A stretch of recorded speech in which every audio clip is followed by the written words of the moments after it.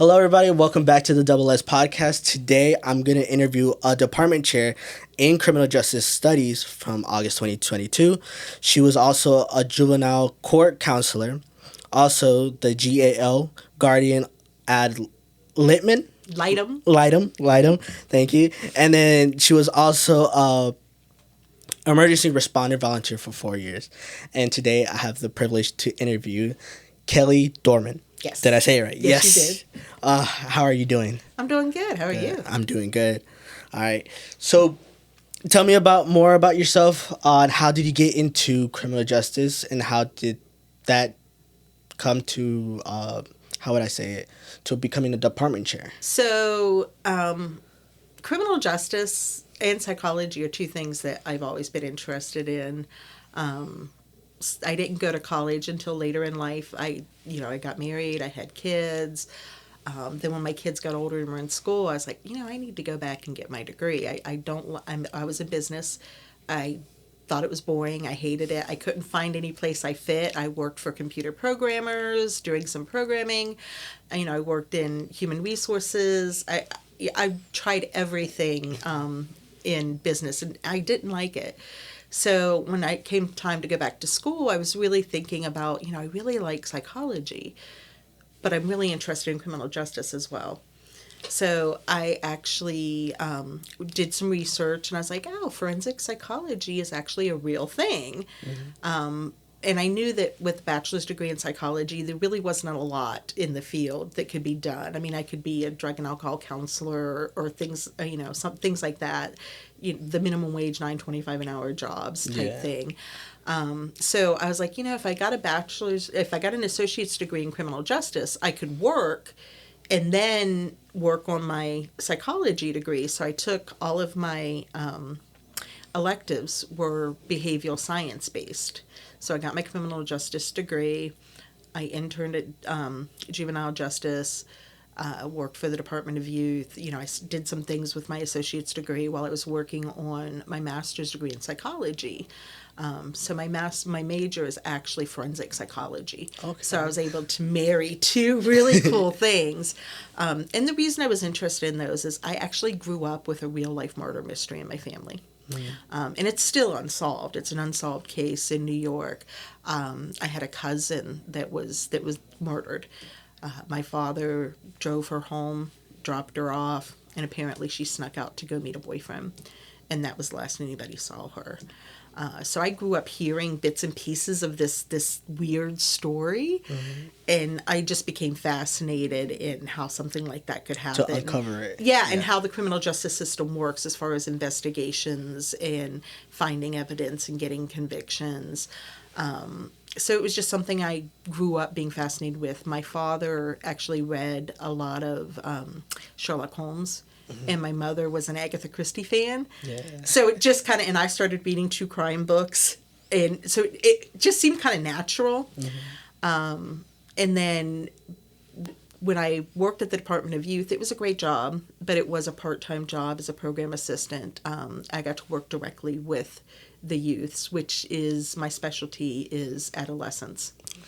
Okay. So I got a lot of that one-on-one work, but it really didn't pay well. An opportunity came to interview for an adjunct position here at the college, teaching criminal justice to high schoolers. And I was like, oh, great, adolescents, I get to teach criminal justice. And so since it was during the week, I could still work my other job. After a couple years of, that was 2008, after a couple of years of balancing the two, I really was like, you know what, I love teaching. Something I never thought would happen. It's like, I don't want to be a teacher. I see how we treat teachers.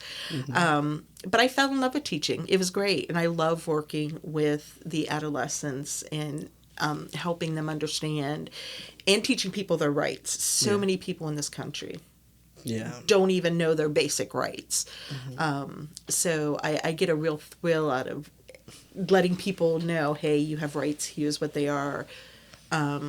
So that just came about. I did that for 8 years, from 2008 to 2016, teaching, at the high schools. I've been in every high school in all 3 counties. Oh, wow. So, I mean, it was like, go here, go there.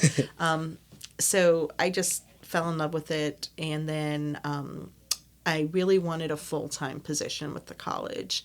So I got an opportunity to work for the Career and College Promise Program, to be an advisor in a high school. And I did that. That was half my job. My other half of the job was being a psychology instructor. So I got to do, again, working with adolescents, helping advise, helping them find a pathway. I'm really, I love to help people find a way to marry 2 passions. For example, when I have nursing students, but they're still interested in criminal justice, I'm like, hey, you know there's forensic nursing, right? Oh, wow. So, helping people find ways where they don't necessarily have to give up their one own passion. So I love when people have those unique situations, like, hey, let's research this and figure this out. Then this position opened up, and I didn't apply for it the first 2 rounds that they ran it. But a bunch of my friends were like, you need to apply for this. You need to apply for this. You need to apply for this. So finally I was like, fine, I'll apply. And here I am. Perfect. I do want to, go individual bits with it, because I know that we talked off camera, but how much is the process of forensic science? Like, of analyzing different types of stuff? The other one that do blood work as well, right? Blood splatter, yeah. So, like, how does that process usually go, or how long does it take as well? So you mean for the classes, or in general, in the field? In the field, basically. So it really depends on what type of scene you're going to, right? Okay. So if you go to a shooting scene, there's one victim, and it's one scene. Of course, that's not going to take as long. But you go to a mass casualty scene, it's going to take a lot longer. There is no, like, specific time that's going to be general to every scene. It's really going to be dependent. If there's no blood splatter, of course, that's going to remove an element of what's going on. Fingerprinting, of course, is a standard. But, if you can't find fingerprints, well, that removes an element that you're going to have to work on in the lab, because there's no fingerprints to look, there's no fingerprints to analyze. Yeah. So it really just depends on what the scene is, what type of evidence they're collecting. Say a teenager disappears. You don't know where the teenager went. They're going to try to do some interviews. They're going to look at the bedroom. They're going to look at the computer to see if they've been communicating with anybody. They're going to look to see, okay, say it's a female identifying individual. Well, their makeup's still in the room. Their purse is still in the room. The cell phone is laying there. That makes you suspicious, because that's something, if they were a runaway, that they would take with them. So there's different types of evidence that they would be collecting to try to figure out, first of all, is this a runaway, or is this somebody who was abducted? Yeah. So, there's just a lot of different aspects they can look at. They can even look at trace evidence. Say, for example, they look outside the bedroom window and there's a footprint in the mud. They can cast that footprint and then later try to match it to a suspect. Or say there's some cigarette butts, what contains saliva. Yeah, maybe there's some DNA on the cigarette butts. If nobody in the house smokes, that indicates that there was somebody else standing outside. So, again, it just depends on what the scene is and what we're looking for. Does it get hard sometimes, like going to a crime scene or anything like that? I personally have never been to a crime scene, but I have spoken to a lot of people that work crime scenes. It can get really difficult. I have been told that, especially if it involves a child, it's really hard to do that compartmentalization when you're talking about a child victim. And it's the same thing in my field. Anything that deals with a child just becomes a little more difficult. Domestic violence is extremely difficult, because you never really know what's going to happen and how exactly. They could show up and try to ease the situation, and the victim could actually turn on them. And that's happened before where, they show up to the scene and there was actually an officer, I forget which state, there was an officer who was shot by the victim defending her significant other. So there were different ways that they deal with it. Compartmentalization is one. It's an easy, psychological thing that people do, but sometimes it's harder. So unfortunately, sometimes you go to self-medicating. Sometimes you go to therapy. A lot of dark humor. Just trying to find cope ways. with it. Just trying to find ways to cope and get yourself through it. How can you approach somebody not? Because I know that some people do have like their, how would I explain it? Their default settings. Yeah. And then they'll just, some of them just shut down and all that. How can you approach someone that, like, if you don't be careful too much, they might just shut down or just spaz out? A lot of that comes down to empathy. Showing people empathy, showing them that even though you haven't necessarily been through the experience, that you can imagine what it's like, and just be open with them. And it really depends on how you're trained, because there are, in some departments, there are specific units where they have officers that do have some mental health training to help them deal with that. Of course, when you're talking about negotiators, they have mental health training to help them deal with that. But it really starts with empathy and being willing to listen. Sometimes you have to stop and listen and let them tell their story. And if that means sitting silent for a moment, just letting them know you're there to support them, then that's what you do. And again, it's no one size fits all, because like you said, some people will respond to that very positively.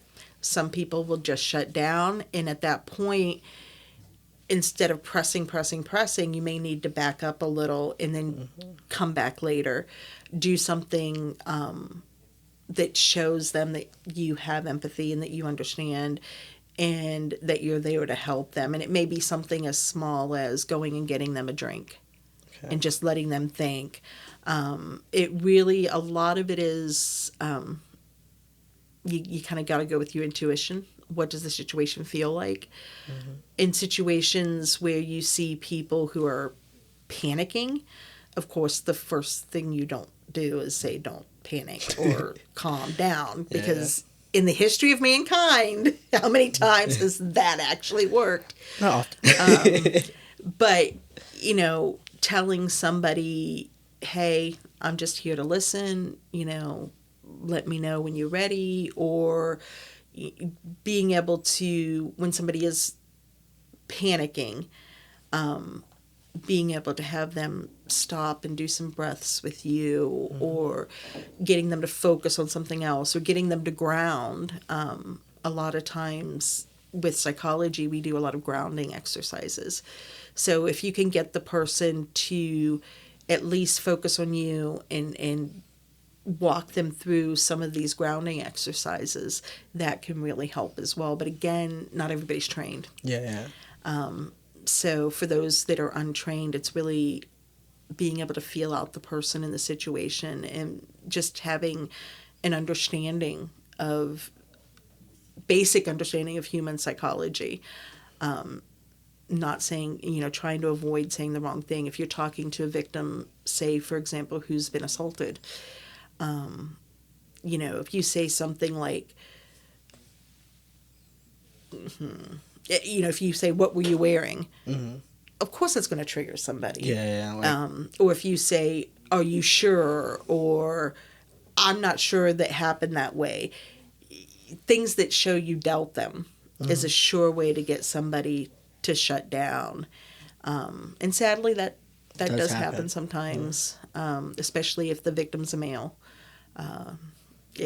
Sadly, there's not enough advocacy for male victims of any kind of sexual assault or abuse. Oh, wow. When it comes to, especially with a guy, do you think it's appropriate to pair with another guy, or do you think it's okay to pair with a female to like consult them? I mean, it depends on the victim. Okay. If you're talking about a sexual assault situation, you would try to have somebody of the same gender. Okay.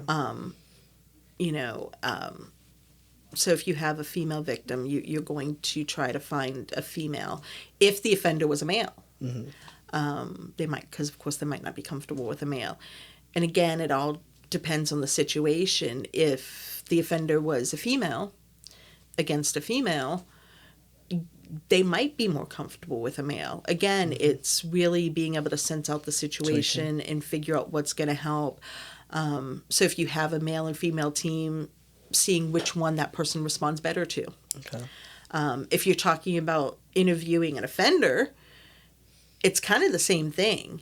If the female partner seems to get a better response from that individual, or seems to be able to somehow trigger that individual so that they say certain things or whatever, you're going to use the female.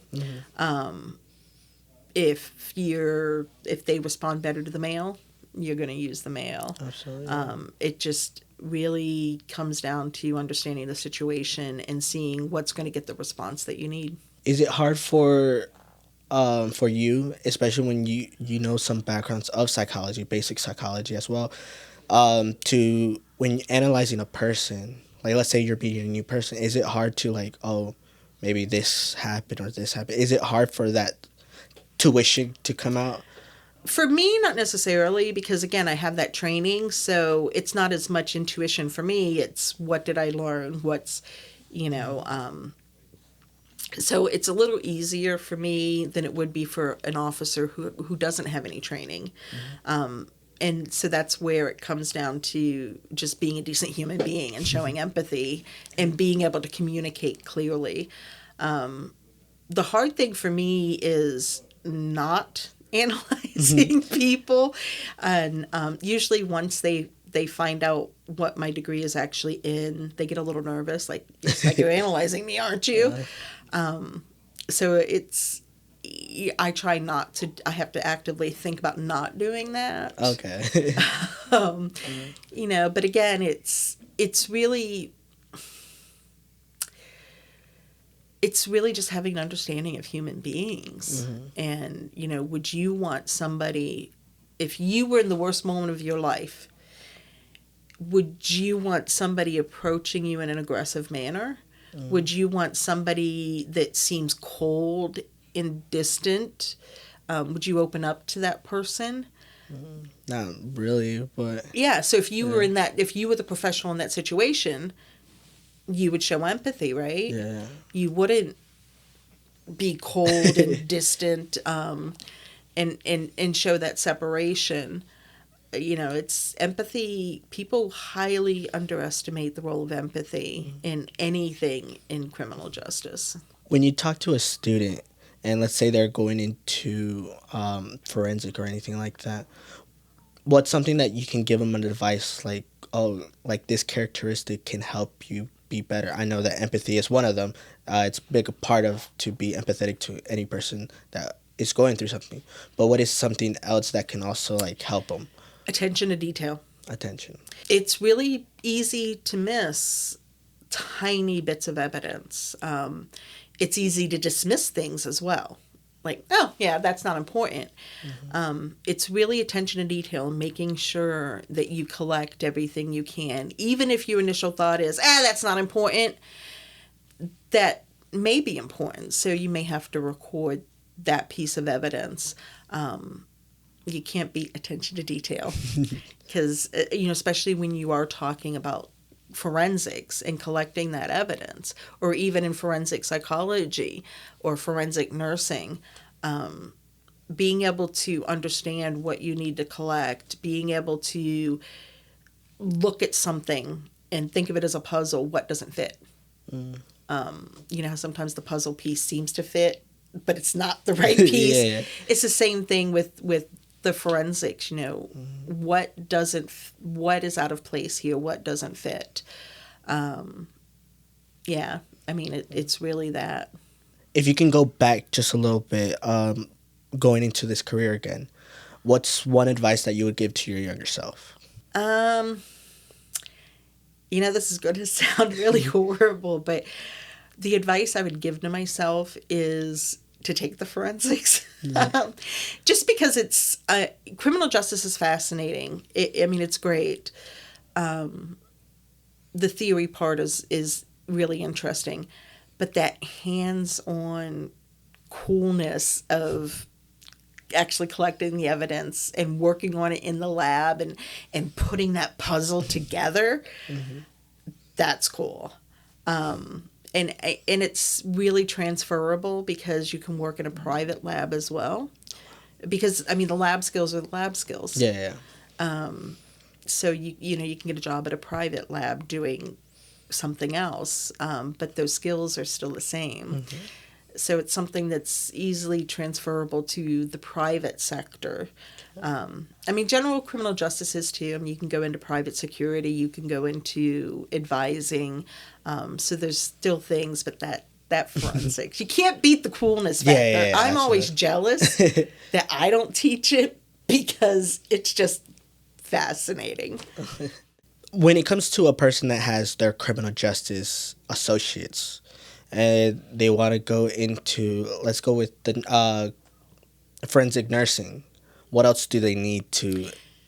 So if you're going into forensic nursing, not only are you going to want the forensics classes, you have to get your nursing degree. Gotcha. Now, at the last time I researched it, there was only one school in the whole country that actually has forensic nursing as a higher level degree. There could be more now. I haven't researched it in a while. But it's something that is severely needed. Because think about an emergency room situation. They're just throwing stuff around. They're trying to save a life. Yeah. Whereas the forensic nurse would be able to preserve some of that evidence so that we can use it in court. We lose a lot of evidence, thousands of cases a year that come through an emergency room because of needing somebody with that special training. If you want to go to a private lab, just having the associate's degree in forensics may get you into that private lab. We have a student right now that's what she's doing.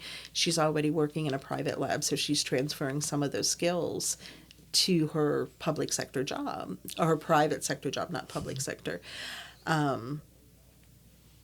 It just really depends on what you want to go into, what else you will need.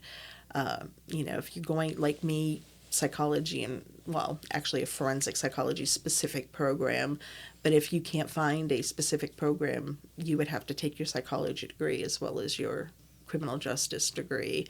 It really depends on what you want to do. Gotcha.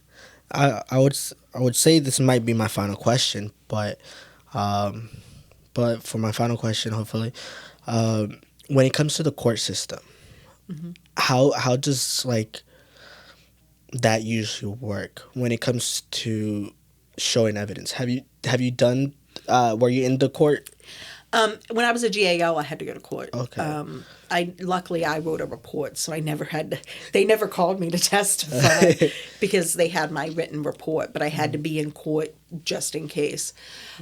Presenting evidence is, of course they're going to present the pictures and stuff, and many times you'll have the lab person there to verify, and so that they can be questioned about testing they did. Maybe there's another test that the defense heard of, and they'll be like, oh, did you do this test? And so they'll explain how, well, this is the standard the state uses, blah, blah, blah. This is how we ran this test. So the evidence is one thing. The evidence has to be, the judge, it can be challenged, so the judge can rule that you can't have that piece of evidence in. So you can't bring that into the case. You're going to risk a mistrial. And then they'll say, yes, you can have this evidence. Yes, you can use that evidence. Yes, you can use that evidence. No, that evidence is too prejudicial. We're not going to let you use it. Now, when it comes to testimony, if somebody's testifying as an expert witness, say that I would have to testify as a GAL, then I would have to be qualified. So they would have a separate hearing where the judge listens to my qualifications, listens to my experience, and then says, yes, she can testify as an expert. Okay. So that's, evidence is one thing, testimonial evidence is another thing. For a general person, say you were called to be a witness for somebody, there's no qualifications. They call you, you answer the questions and testify to what you needed to testify to, and that's it. Is it hard when someone's like the prosecutor? Let's say they're going after because they're defendant. Is it defendant? Defendant. So, like, do you have to be very careful with your words? Because they can try to twist it, or is it... You do have to, you have to be careful with your words because things you say can be twisted. And, of course, they're lawyers. Mm-hmm. They're going to put their own spin and interpretation. They're going to try to catch you. So you do have to be you have to be concise in your words. Gotcha. You can't leave that room for them, that wiggle room for them. You also have to you have to really understand what you're testifying to. Gotcha. For example, there was a court case where a defendant's witness, it was actually a prosecution witness against the defendant. The prosecution witness, with the way she answered questions and some of the things that she let out, were very bad for the prosecution. Mm-hmm, yeah. Because the defense was like, wait a minute, you just said, and it totally contradicts the story that the prosecutor was going by. Mm-hmm. When it comes to the expert witnesses, yes, they have to be careful. They have to really understand the topic they're talking about. They have to be able to not just run the test in a lab, but explain the test to people. Yeah. Is it hard for someone to explain it in an expertise to a basic human being? It really is, because they're going to use the language of their science, whereas the average juror, they're not going to know that language. Mm-hmm. So sometimes it's not necessarily the evidence, it's that the person presenting the evidence didn't connect with the jury. Mm-hmm. Or they didn't present the material in a way the jury understood. And of course, when you have an expert witness on one side, many times the other side is going to call an expert witness. And so it gets jumbled and confused. Mm-hmm. We love our expert witnesses, but we do have to be really careful in how we use them, and we have to be careful about how they testify to make sure that they're connecting with the jury and that they're really helping the jury's understanding. Well, thank you for your time. You're welcome. And yeah, thank you. I really appreciate it. Hopefully this was very informative for anybody that is going into either forensic nursing or forensic psychology. Or any forensics or any criminal justice. Absolutely. Oh, last question. For criminal justice, are they able to go into becoming a lawyer? Is that a possible way, or do you have to go to another? You would have to go to another. So law school is separate from other stuff. It's like medical school. There is no pre-law defined program in North Carolina, at least that I know of. Same thing with medical. So you can take any undergrad you want, and then you take your pre-law. Totally blanked on what it's called, but you take your test, mm-hmm. And then kind of like a GRE, if you want to go on for your master's, you take a GRE test, but they have their own version for law, and then you get admitted to law school, and then you take your 4 years of law school. Mm-hmm. So that's actually a JD, a Juris Doctorate.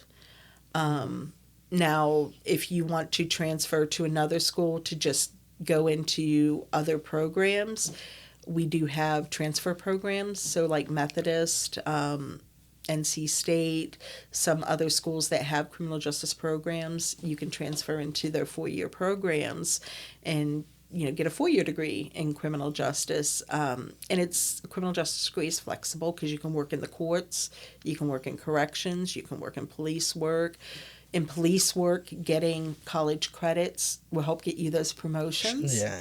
And then some agencies aren't even hiring unless you have the associate's degree.